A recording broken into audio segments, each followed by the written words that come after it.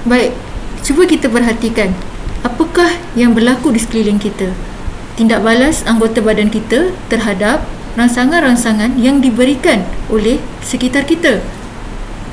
Selepas rangsangan itu dikesan oleh organ deria kita, otak akan mentafsirkan dan akan menghasilkan gerak balas yang bersesuaian terhadap rangsangan yang diberikan tadi.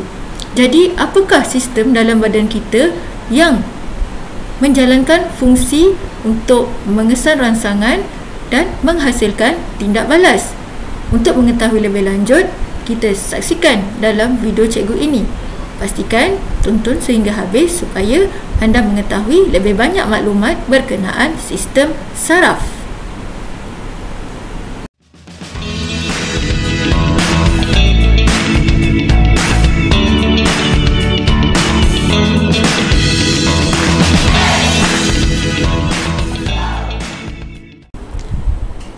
Assalamualaikum warahmatullahi wabarakatuh. Selamat datang ke kelas sains Cikgu Kerun. Hari ini cikgu akan mengajar sains tingkatan 3 ya. Okey, baik. Tapi apa kita nak belajar hari ini? Okey, tema yang pertama, penyenggaraan dan kesinambungan hidup. Bab yang pertama, rangsangan dan gerak balas. Jadi hari ini kita akan melihat topik 1.1, sistem saraf manusia.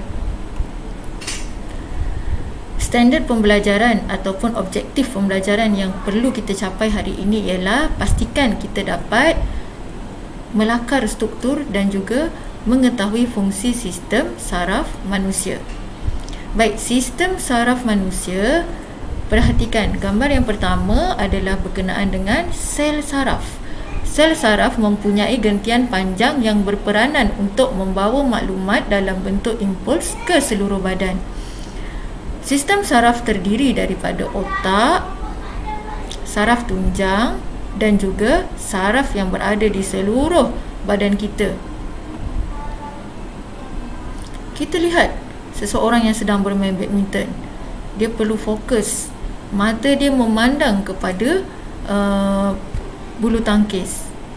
Lepas tu, tangan dia akan memukul bulu tangkis. Kaki dia pula bergerak mengikut arah pergerakan bulu tangkis. Jadi, apa sebenarnya yang berlaku dalam badan manusia ketika sedang bermain badminton? Baik, yang pertama, dalam permainan badminton, gerakan bulu tangkis sebenarnya bertindak sebagai rangsangan yang dikesan oleh mata. Impuls dicetus dan dihantar ke otak. Yang kedua, otak pemain mentafsir impuls lalu menganggar kelajuan bulu tangkis dan menentukan arah serta corak gerakan badan yang diperlukan.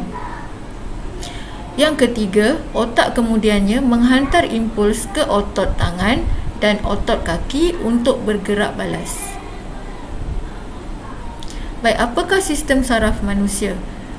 Sistem saraf manusia sebenarnya adalah satu sistem kawalan yang sangat penting dalam koordinasi badan. Selain daripada penglihatan, pemikiran dan pergerakan badan, sistem saraf manusia juga mengawal dan melalui satu proses. Struktur sistem saraf manusia. Ada dua sistem ya. Pertama, sistem saraf pusat yang terdiri dari otak dan juga saraf tunjang. Yang kedua, sistem saraf periferi yang terdiri daripada saraf kranium dan juga saraf spina. Sistem saraf pusat iaitu otak dan juga saraf tunjang. Untuk sistem saraf periferi adalah saraf kranium dan juga saraf spina. Dalam sistem saraf kranium ada 12 pasang saraf yang menghubungkan otak dengan deria dan organ dalaman manusia. Manakala dalam saraf spina terdapat 31 pasang saraf yang menghubungkan saraf tunjang dengan otot rangka. Fungsi sistem saraf manusia. Tujuan utama adalah untuk mengawal dan mengkoordinasi organ dan bahagian badan manusia. Bagaimana ia berfungsi?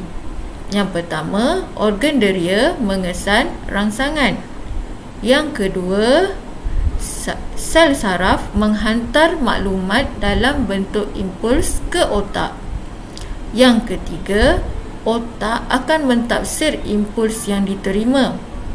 Dan selepas itu, barulah menghasilkan gerak balas yang sesuai.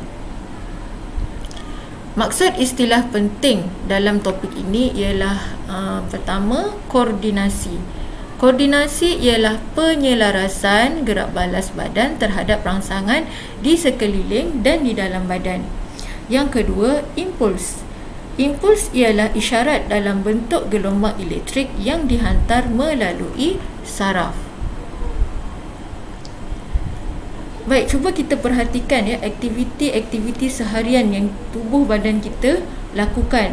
Seperti yang pertama, kita bermain dengan telefon, kita melayari internet, kita menulis, kita membaca, kita berjalan, berlari.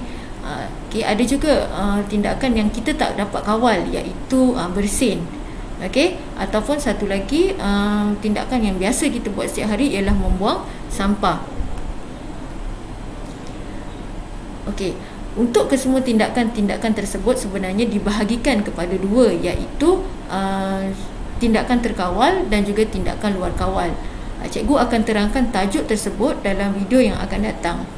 Sebelum kita akhiri kelas ini, cikgu tinggalkan dengan satu latihan, iaitu nyatakan dua bahagian utama dalam sistem saraf manusia. Itu saja. Baik, itu sahaja kelas untuk hari ini.